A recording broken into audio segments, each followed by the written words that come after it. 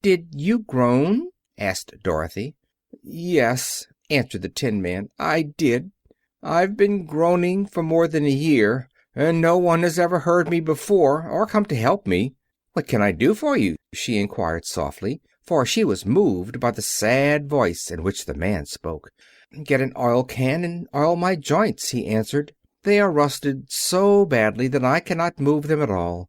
If I am well oiled I shall soon be all right again. You will find an oil can on a shelf in my cottage."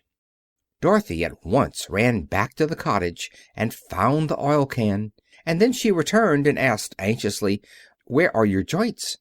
"Oil my neck first," replied the Tin Woodman. So she oiled it, and as it was quite badly rusted, the Scarecrow took hold of the tin head and moved it gently from side to side until it worked freely, and then the man could turn it himself. "Now oil the joints in my arms," he said, and Dorothy oiled them, and the Scarecrow bent them carefully until they were quite free from rust and as good as new. The Tin Woodman gave a sigh of satisfaction and lowered his axe, which he leaned against the tree. "Ah, that is a great comfort," he said.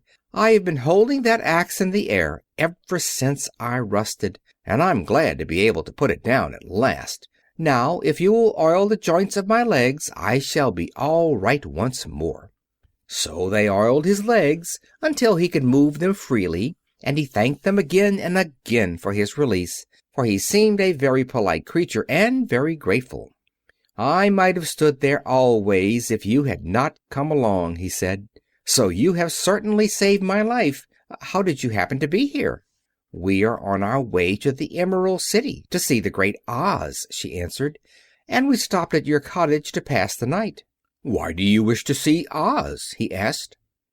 "I want him to send me back to Kansas, and the Scarecrow wants him to put a few brains into his head," she replied. The Tin Woodman appeared to think deeply for a moment. Then he said, "Do you suppose Oz could give me a heart?" "Why, I guess so," Dorothy answered. "It would be as easy as to give the Scarecrow brains."